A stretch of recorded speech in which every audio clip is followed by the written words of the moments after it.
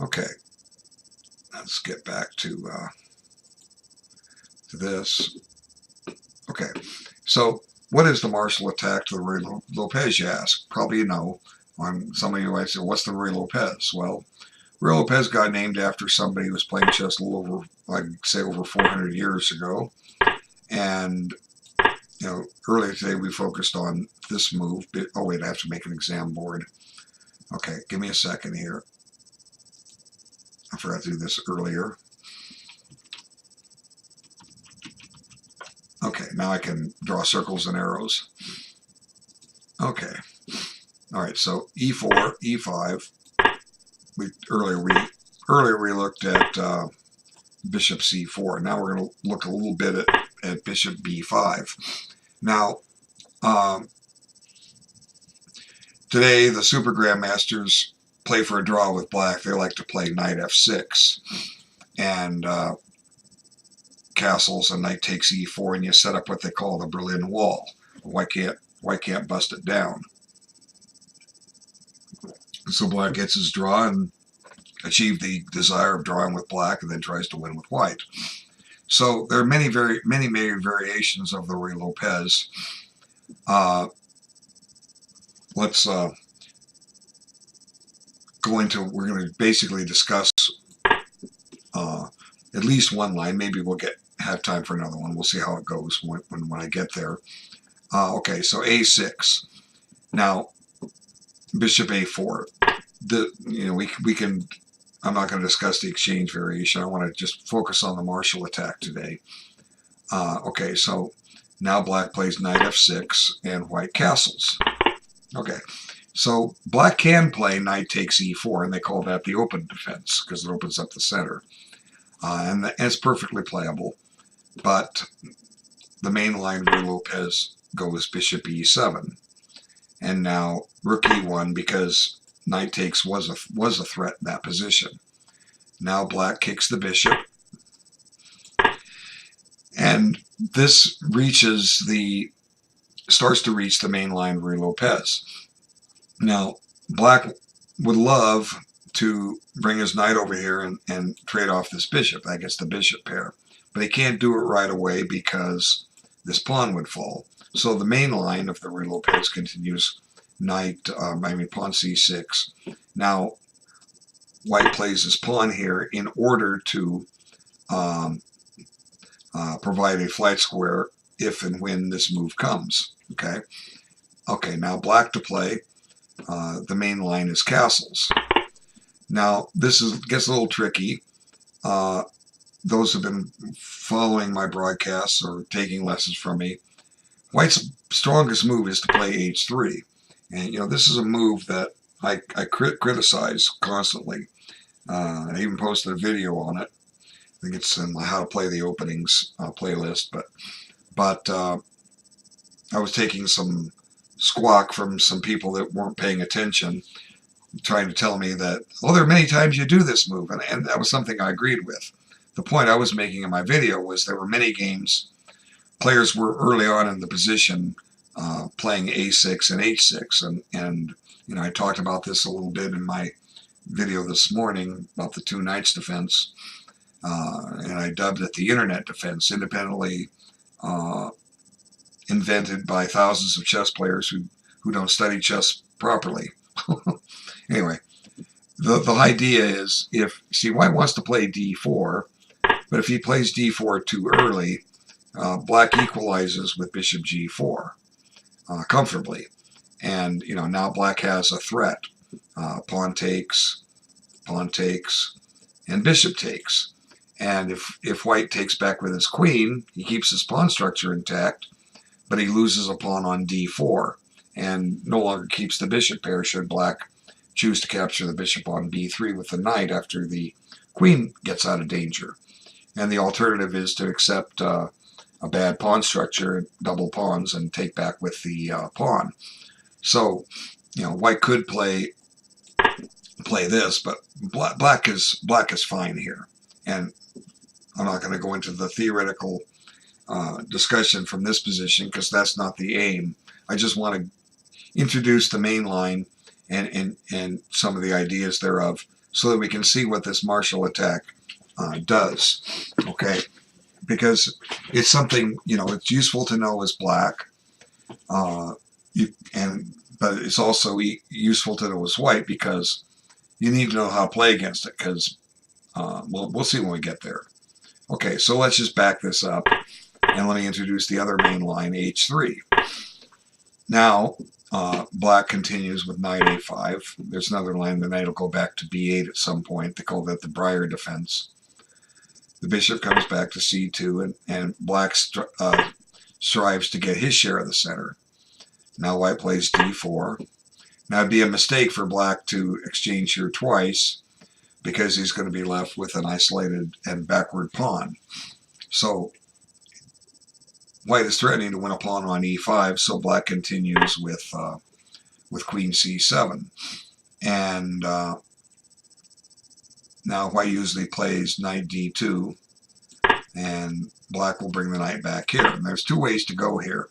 White can trade the pawn, and we continue similar probably to what I'm going to show you, or white can just lock things up. Now here white's strategy is long-term. White wants to conduct a kingside attack. How does he do that? Well, I'll just make some random moves and show you some of the methods here. Okay, this comes up here. This might go here. Well, actually, I don't want to put it there. I want to put it here. Okay, this, and I'm just going to play this for the fun of it.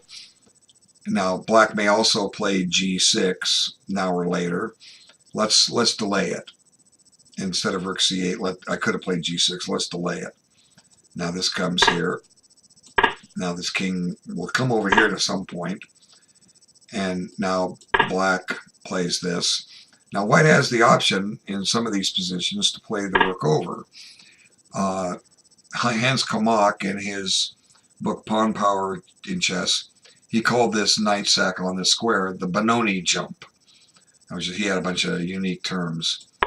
But the point here is that white is going to sacrifice a piece with the intent of finding a way to administer a checkmate. You know, and I'm not going to analyze this position out. Sometimes white delays doing what I've just done. Sometimes he goes forward early. You know, he might, by delaying it, he's going to develop the bishop, develop the queen, and maybe try to get the rooks doubled before he goes about this. Okay, or if white wanted, maybe he could retreat the knight, and retreat the knight and come back here a little later. Okay, you know, these are some of the possibilities. So we kind of have an idea of what could happen if we go into those variations. So let's back up to the long-awaited Marshall attack. Now we've introduced the other lines. Okay, so the Marshall attack essentially, instead of playing D6, which prepares knight A5, black just castles down and gets it done with. White still needs to play C3 at some point. Now I'm going to show you some other variations in a little bit after we cover the main line. But if black wants, he can play D6 here. And we're in the exact same position we already discussed. So, you know, black is kind of threatening to play the Marshall attack, but turns out he was bluffing. But the Marshall attack says to play D5. Now, a brief history on this. The way I learned it was that a little over 100 years ago, Frank Marshall, who was one of the premier American chess players, he was U.S. champion for at least 30 years, maybe closer to 40. He finally surrendered the title without playing a match, and Rzhevsky ended up becoming the U.S. champion.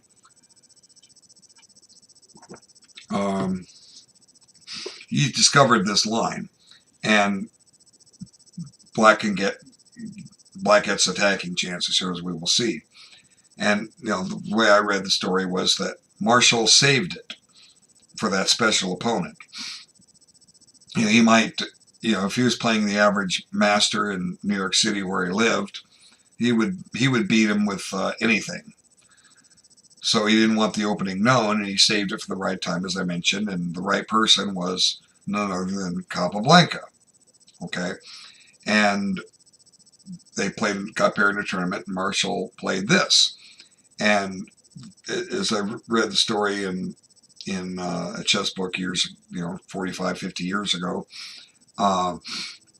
Capablanca wrote, "I knew that accepting the pawn would expose me to a powerful attack."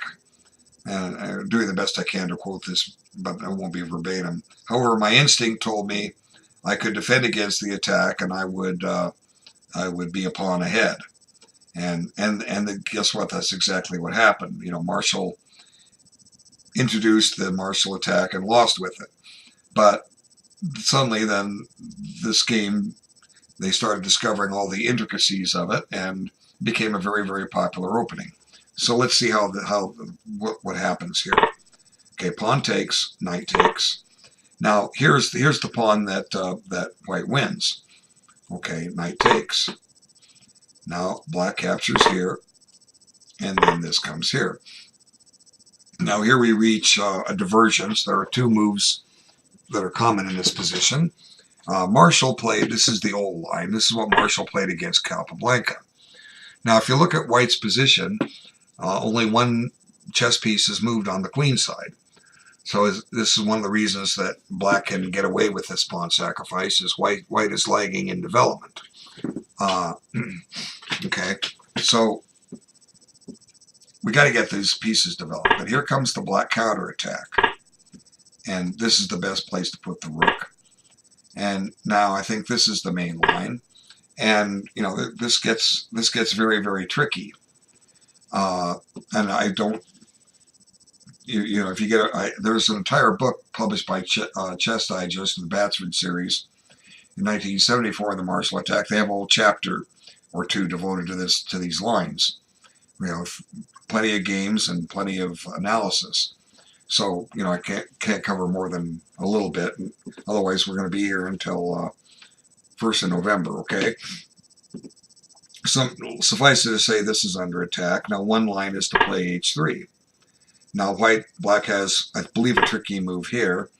And white can't take this knight. He just runs into too many problems. For one, we'll just take this guy. And if the queen runs away, we'll play something like this. Check. This is forced. And then swing the rook over. And black is threatening mate on the spot. So, it's doubtful that white can survive this. Okay, now, of course, white could have done better. This is all theory. It's all known. No secrets. It's in the books. The game history is there. But this just kind of shows you an idea of what could happen. And, so if you're going to, this is the sideline. It's worth knowing both lines. Let's back this up. So after wait, no, not yet. So the other line is to keep the knight here. And this has a point to it, as we'll see in a moment. Black protects it with pawn to c6. Now there is one line in that Marshall book that I was mentioning that white will give up the bishop, and I'm not going to cover that, but there's a whole chapter on that in the Marshall Attack book. So white pretty much sticks with d4. Now comes this, just as before, but now there's a difference. With the knight out of the way already, black can play this right now. Okay, so it's easy to see that for the pawn sacrifice, black has certainly got a lot of activity. And the question is, what does white do here? And if you don't know the line, you can get in a whole lot of trouble quick. So 1974, I ended up with the white side here, and I got myself in a jam. So I played h3, and this is just a blunder. And now as I sat there watching my opponent, he seemed to have a grin on his face without smiling. You could tell he was happy. And I started wondering, well, what happens if he sacrifices? And that's in turn what he does. And what I need to do, I discovered down the line, was I have to give back, I have to block this diagonal. And black is still better here. But it's necessary, otherwise white gets crushed. And I can't, without looking it up, I do have a score of this game. I couldn't tell you what happened after that point. You know, I may have played, I don't know, what would I do here? Knight d2? I don't know. But whatever I did, I got crushed. So the key here is that you play g3. This protects h2 and gains a tempo.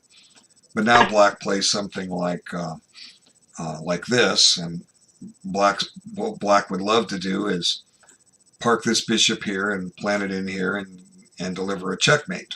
Okay, that's what black would like to do. Okay, can he do it? Well, the answer is no, as long as white's careful.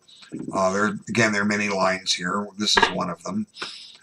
And then the bishop comes back, and you know, white doesn't have a real easy time of it here. Like for instance, if knight d2, nothing's protecting this rook. So, you know, it's easier for white to get a bad game here. Takes. How you gonna guard this square? Keep this rook out. You know, you end up having to have this knight back here, where the knight's pinned against the king, and this bishop is pinned against this rook. You know, it's not a pretty sight.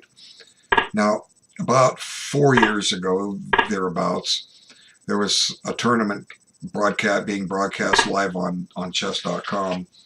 So I'll give you a game if you want to try to look it up. Nakamura had white against Nigel Short. So I'm pretty sure the year was 2014, but it could have been 13 or 15. And in that game, Nakamura gave up the bishop pair, and eventually Short did win his pawn back and had the better of it. You know, he had two bishops against a bishop and knight, but Nakamura played a solid enough defense that he held a draw. So perhaps the move was bishop e3, which gave back the exchange and kind of solves. I mean, it gives up the bishop for the knight, and gets ready to get this knight into the game so that we don't have a problem down here. Okay, so like for instance, might gone this way, and then on this maybe he just lets himself get a bad pawn on e3. I don't know. You know, I couldn't tell you what happened after that. I'm just kind of guessing some moves. But you know, if white doesn't play this carefully, if you're well booked up on the theory, you know, there are many ways for black to win this. And conversely, if black doesn't know the theory and doesn't do some of the things I've shown, or other recommendations you would uncover if you study this line, black in turn could end up with a pretty bad game. So all that being said, there's another line of the Marshall I want to show you, and it's one that I adopted back in like circa 1975, and it's tricky. Okay, so here's the Marshall, and we take. Now this is here. Black ignores the threat on the knight and counterattacks the knight of his. Now this is called the Steiner variation. I believe they're naming it after Hermann Steiner. I could be wrong. I just always assume that. You don't research everything. Who was Hermann Steiner, you ask? Well, he was a Hungarian emigre to the United States, and he ended up in Los Angeles, Hollywood, and he helped develop the Los Angeles chess scene. And there was a time when he had celebrities coming to his club. You know, the famous actor and actress Humphrey Bogart and Lauren Bacall would come and play at his chess club. And Bogart was rumored to be about 2,200 strength. You know, if you dig around the publications, eventually you'll find some games both of them played. They're out there. I don't think Lauren was all that strong, but you know, she was decent. You know, she would, you know, she was above average, as I recall. But here's the Steiner line. And it definitely got some pitfalls in it and some difficult decisions. I posted an article or a blog or something on my blog, I think it was on my blog, on chess.com before about this same variation. Let's see. So the main line is he takes the knight, and naturally black needs to take the knight. Now the question is, what does white do next? And it's a very, very tricky position. You know, think about it. What would you play here with white? If you're not careful, this is going to rupture your king side and leave you with two isolated king side pawns. And you know, we might assume that at some point we're not going to keep this pawn, even if it manages to sit there till the ending. It's probably a sitting duck. And you know, if we imagine, you know, these three circled pawns off the board, you know, not only does black have his pawn back, but you know, arguably he has a better pawn structure. So you know, the whole idea of the Marshall is to gambit a pawn for attacking chances. So the only way for white to, if he assumes he's going to lose the pawn on c6, the only way for white to justify it is to play here. Okay, so that's probably the move you are saying, what would you do? Would you play this? That's probably what most of you would think, and it's been my experience, that's what people think too. The best move is actually to play d4. Now, after this, we don't capture the pawn. Okay, that would expose the white king. That doesn't mean that black can't try to attack white's king, but the goal white would like to do here is use that pawn as if it was a white pawn. Just stay behind it. Trade off some pieces, and we can win that pawn in the ending. But the things I was saying, if white loses the pawn on c6, you know, black will have the better pawn structure. So it's easy to see, I think, if you don't know this line, why white would play queen takes f3. So this leads to some trouble. I can show you what happened in one of my games back in '75. I played bishop g4. Now the queen went to e3. He says, well, if I go to g3, he's just going to chase it again. So, but white has problems here. He is threatening to take a bishop, but now after this move, black is threatening a wide variety of discoveries. You know, the bishop can pretty much on e7, anywhere it moves, it will create a discovery. So my opponent played d4. And here comes the discovery. Okay, so what's white going to do? Well, he needs to keep his queen safe. But this doesn't work because white won't take back, or black won't take back with the queen. Black will take back with the knight. And, you know, white's down a queen for a rook. So, you know, it really only leaves one move, and that's here. And now there's a surprise move for black. Well, maybe it's not a surprise. It's not an expected move. It's one, if you sit and think about it, you'll find. So, you know, take a pause for a moment, see if you can figure it out. It's tricky. Okay, I'm going to show you. The move is bishop f4. You know, the bishop is unprotected. That's why it's tricky, but I don't think it's difficult to see, because if you look beyond and say what happens if he takes it, well, he gets back rank mated. That's what goes wrong. And here's the sad irony for white. If rook takes rook, queen takes, you know, it looks like white solved his problem, you know, but he hasn't. The queen is under attack, and it needs to defend the back rank. It needs to defend e1, and there's no way to safely do it. You know, you're saying, yeah, there is. We can go here. Okay, well, there's a problem with that. Check anyway. And now we steal the bishop. And now black is also threatening to play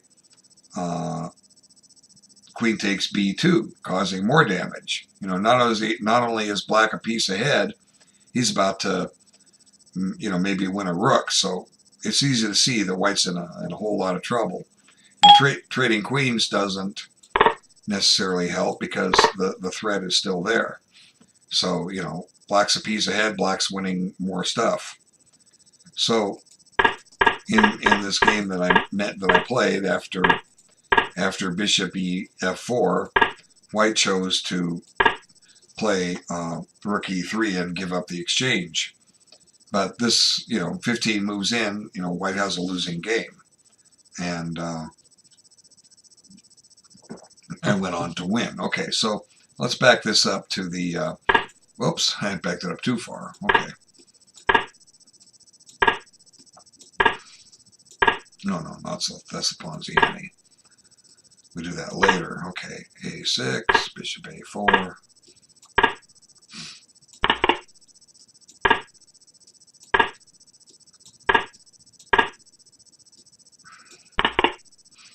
Okay, so c3 allows the Marshall attack. So there's, I'll tell you an interesting story. There's a lady that plays on chess.com that I'm friends with, and she likes to play a lot of blitz and bullet, particularly bullet. And I'm not embarrassed to say I'm proud of her. If I played her, she'd probably beat me. I'm not a good blitz player, and I'm definitely not a good bullet player. But I was watching her games one day, and I saw her getting crushed again, by people playing the Marshall. Okay, so I sent her a message, and I said, I've been watching you play, and I see you're having trouble against the Marshall attack. Might I offer a suggestion? And then I'm going to show you what I told her. It's known as the anti-Marshall. Okay, the anti-Marshall continues with a4. So now the net result was she started playing this, and then she stopped losing with white. She started winning with white. So if you don't want to face the Marshall, you'll want to learn this line. If you're planning to play the Marshall, you will need to learn this line. So the first thing it does is it stops d5. Well, it doesn't really stop it, but I guess it does. Okay, we're just going to take this, and he can't take back.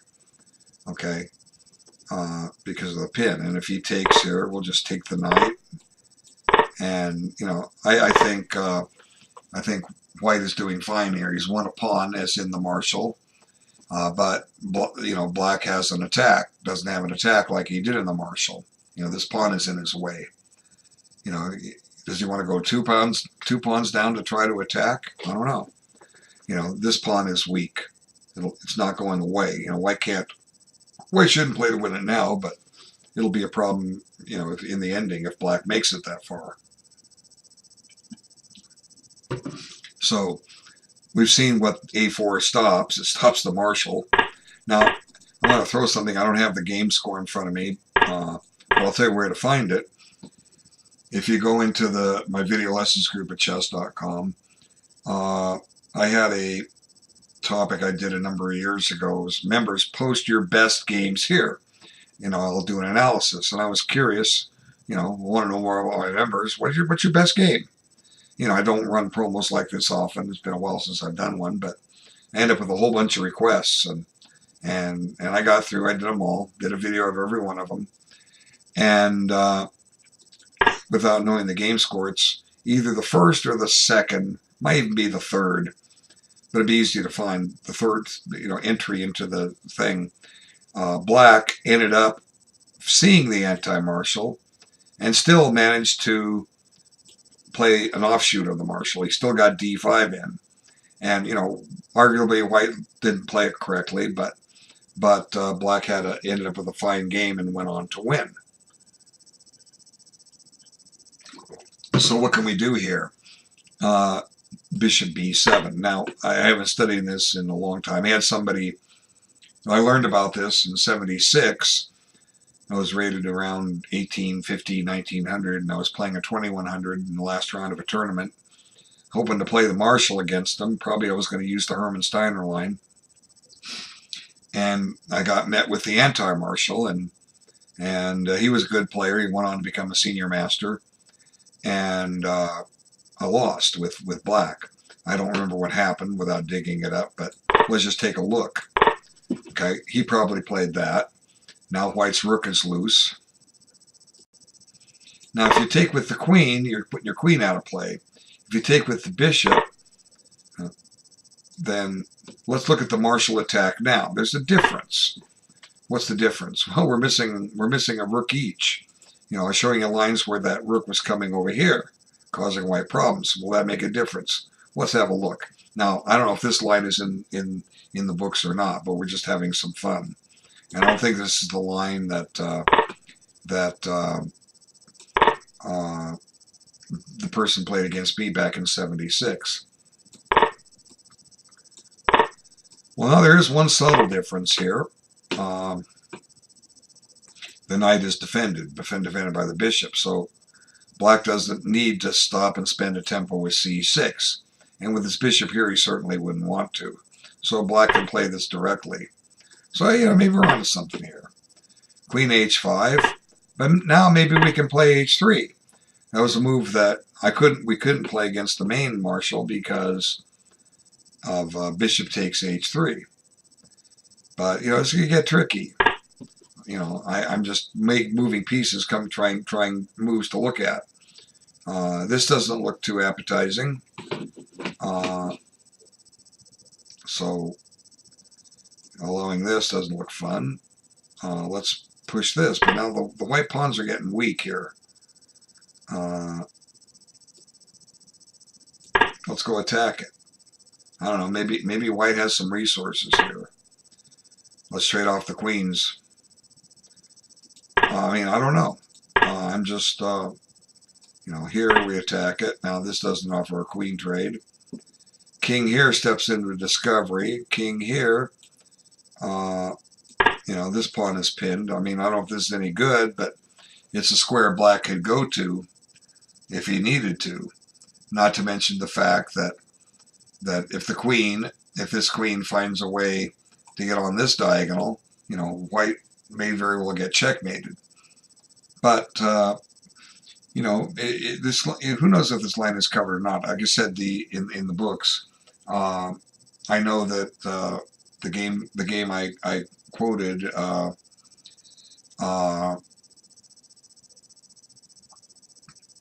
from my members post your best game thread. It was early on, and black did find a way to do the Marshall, and white bungled it. Okay, so that just about covers what I wanted to do with the Marshall attack.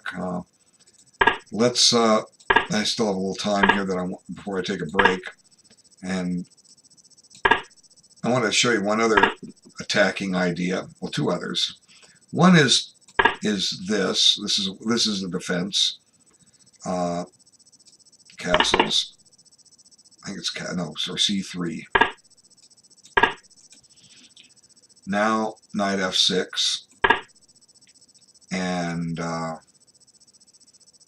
believe white castles, and black has this crazy move.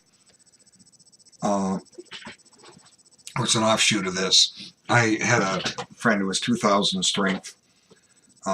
He played a lot of this in correspondence chess back in the 80s, and there was a rare theoretical article on it, and black had a lot of interesting attacking chances with this. So it's just an introduction to it. Now white has some tricky play. He can play stuff like this, but you know, black has chances here. Okay, I wanted to make you aware of that as an offshoot. If you're looking for stuff to play or be prepared in case you run into it. You know, we're just trying to learn more about openings. You know, I mean, I'm not an opening expert, but I know what the basic ideas of every opening is. I don't know the lines. I like to believe I can find some kind of a book line, even if it's not the best. I can follow it. I can follow figure it out for myself. Even I might have to consume some clock time, and I believe I can get a playable position against a strong player. If I bungle it, well, I'm toast. Okay, so let me show you one other crazy one. It's the Schliemann defense. It can also be delayed. A6, bishop A4, then F5. That's another line. But I have a friend who was very adept at this opening, and I saw a disaster hit one player who was about 1750, 1800 strength when the two of them met. I don't know exactly how black continued, but we can probably guess logically. But I remember precisely how white continued. Okay, he took this pawn, and now this came in. Now probably what white should do is take this, but white decided to bring the knight back. Now white's next several moves are knight here, to here, to here, and captures the knight with check. So let's just play some moves for black. Let's play knight here. You know, this was a threat. Now the knight goes here. Now let's do this. Get ready to castle. No, he didn't castle. He moved his knight still. That's right. Okay. I say castle, I just automatically castle white. But as I told you, these were his next moves. And check. Now look at this position. White's in a whole gob of trouble here. He's got one piece developed. So what's changed in white's position? This pawn has moved over here. This knight has vanished. It's been traded off. And this bishop has come here. That's all that's changed. But meanwhile, black's castled. It's got a queen and a rook battery on the F file. It's got a bishop pointed at white's king. And a knight that's ready to jump into D4 or E5 at his first chance. So I couldn't tell you what happened in the game after this, other than white didn't last too long. So what does white do here against this Schliemann? I was playing in the National Open in 2015, and for some reason I ended up on the stage, so to speak. I didn't belong there, but I was playing another master they had honored him. He had played in the very first National Open back in 1965 or 66. So here he was playing in the 50th edition, and they rewarded him by letting him play up on the stage every round. So next to me there was a grandmaster and an international master duking it out, and I got to watch this game unfold. Now, white played D3. This is a slower line. It's safe. Now, I know I tried this once against a master, and I lost in about 25 moves. But I certainly didn't play it correctly, but it just goes to show how, you know, these kind of things can be dangerous. Okay? I think the most direct attempt at refutation is to play this. Now, you know, this comes in, then this, and it gets hectic. You would have to do the research. Unfortunately, I'm not an expert on the Schliemann. I've had friends play it, and I've had it played against me, and chances are at some point I played it myself. Probably not against a decent player, probably somebody I could beat with anything, but I'm not an expert on it. But you know, we do want to consider. I think the other move is not D4, it's knight here, and I take it back. I do know the last time I played this Schliemann. I actually played it against a master in 1993, North American Open, Las Vegas. But I got there a different way. I'll show you. I like to play the Nimzovich defense, and then I have something I call the Fred. And let's see, what did he do? Took, and I played here.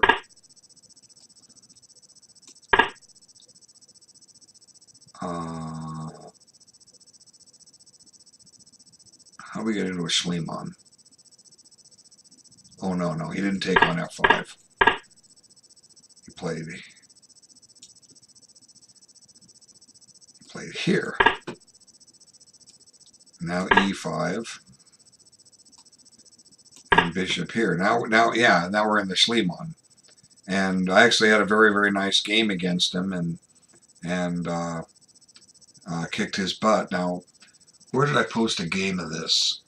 I posted this on chess.com. I think it was... I have a pretty good memory if I stop and think. It might have been...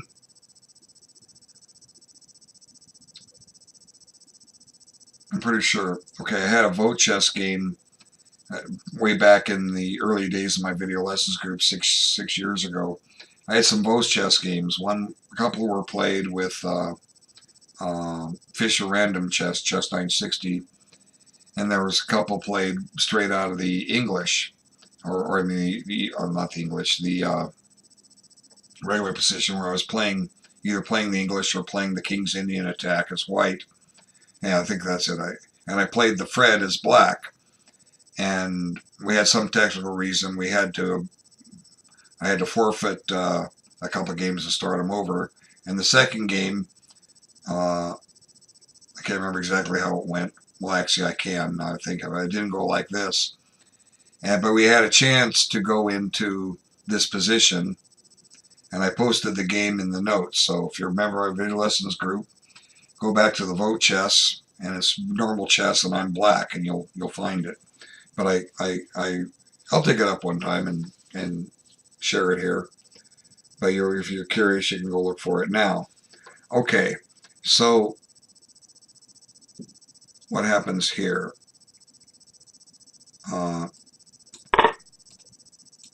It's like something like this happens. Now, white has the option to do this.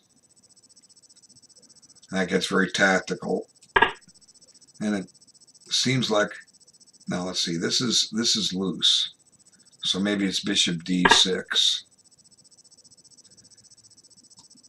Now look at this. Black has a pawn center. Why does white allow this? And now knight f6, something along this line. And I went on and won a very, very nice game. But anyway, what I need to do is take a break. I have to take a break about every hour when I'm online. And at this moment, I'm not certain how long I can stay online. As I mentioned before I started broadcasting, I have a number of pressing issues about the lag I've been experiencing and a few other things. I may need, actually, and I have a lesson coming up. It's actually the guy wants a longer lesson and to go a little earlier, I think. So they call we'll I can't remember everything. I can remember a lot of things, but sometimes I can't remember what's right in front of me. So I'm going to stop the recording.